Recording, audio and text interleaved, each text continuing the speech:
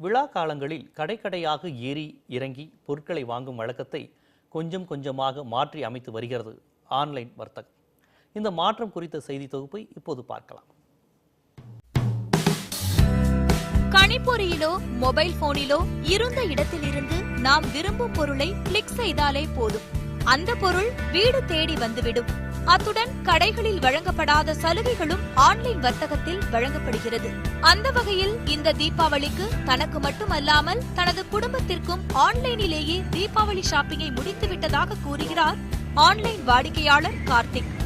Variety of dresses அவ்வளோ இருக்குது. நம்ம நினச்சது என்னவோ அது கண்டிப்பாக கிடைக்கும். அந்த மாதிரி இவ்வளோ நாள் டைம் வேஸ்ட் பண்ணிட்டு நம்ம இப்படி வெளியே சுற்றி இதனால் டைம் வேஸ்ட்டு, எனர்ஜி வேஸ்ட்டு, மணி முக்கியமாக வேஸ்ட்டு. நீங்கள் நினைக்கலாம் குவாலிட்டி கம்மியாக இருக்கும் இப்போ ஆன்லைன் ஷாப்பிங்கில், அப்படி தான் நானும் ஃபஸ்ட்டு நினச்சேன். ஆனால் ஆன்லைன் ஷாப் பண்ணதுக்கப்புறம் ப்ராடக்ட் எனக்கு வந்ததுக்கப்புறம் தான் தெரிஞ்சிச்சு அவ்வளோ குவாலிட்டியாகவும் ஒர்த்தாக இருக்குது. நீங்கள் கொடுக்குற மணிக்கு ஒர்த்தாக இருக்குது.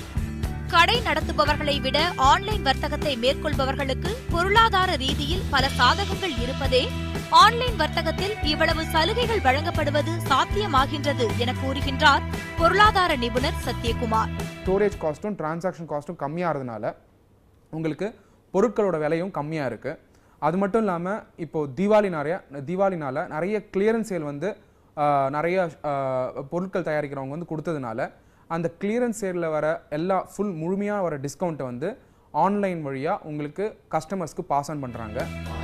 ஆன்லைன் வர்த்தகம் தற்போதைக்கு கடை வைத்து தொழில் செய்பவர்களை பெரிதும் பாதிக்காவிட்டாலும் இனிவரும் காலங்களில் தங்கள் தொழில் பாதிப்படைய வாய்ப்பிருப்பதாக கூறுகிறார் தனியார் துணிக்கடையின் மேலாளர் ரவீந்திரன். கண்டிப்பாக ஆன்லைன் வந்து இம்பேக்ட் வந்து இப்போ இம்மீடியட்டாக நமக்கு இப்போ எங்களை பொறுத்தளவுக்கு சேல்ஸில் வந்து இம்பேக்ட் ஆகிற மாதிரி தெரில. மேபி ஒரு 3-4 இயர்ஸில் வந்து ஆகலாம். அதுக்குள்ளே நம்மளும் ஆன்லைனில் வந்து இப்போ எங்களோட ஓன் போர்ட்டலையும் டெவலப் பண்ணிடுவோங்கிற இதில் கொண்டு போயிட்டுருக்கோம். ஆன்லைன் மூலம் பொருட்கள் வாங்கும் போது நாம் வாங்கும் பொருட்களை நேரடியாக பார்த்து வாங்க முடியாது என்பதால் பொருட்களை தேர்ந்தெடுக்கும் போது சில விஷயங்களில் கவனமாக இருக்க வேண்டும் என கூறுகிறார் பொருளாதார நிபுணர் சத்யகுமார். ப்ராடக்ட் டிஸ்கிரிப்ஷன், அதுக்கப்புறம் வந்து அந்த ப்ராடக்டோட விலை வந்து இன்னொரு வெப்சைட்டில் ஏன் கம்மியாக இருக்குது, இந்த மாதிரி எவாலுவேஷன் பண்ணிவிட்டு அதுக்கப்புறம் எந்த வெப்சைட்டை வந்து நீங்கள் வந்து சூஸ் பண்ணுறீங்களோ விலை, quality, year of manufacture, year of expiry, அப்புறம் வாரண்டி கார்ட்ஸு, அதுக்கப்புறம் குவாலிட்டி ஸ்டாண்டர்ட் அப்ரூவல்ஸு இதெல்லாம் செக் பண்ணிவிட்டு அதுக்கப்புறம் அந்த பொருட்களை வந்து வாங்குறது ரெக்கமெண்டட். ஆன்லைனில் நாம் விரும்பி வாங்கும் சில பொருட்களில் அதிகம் ஏமாந்து விடுகிறோம் என்கிறார் துரை பாண்டியன்.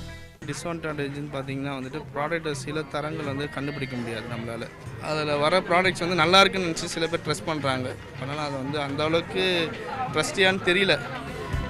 என்னதான் இருந்த இடத்தில் இருந்தே பொருட்களை வாங்கினாலும் பண்டிகை காலங்களில் குடும்பத்துடன் கடைகளுக்கு செல்லும் வழக்கம் இன்னும் குறையவில்லை என்பதை நெருக்கடி நிறைந்த இந்த கடைவீதிகள் நமக்கு உணர்த்துகின்றன.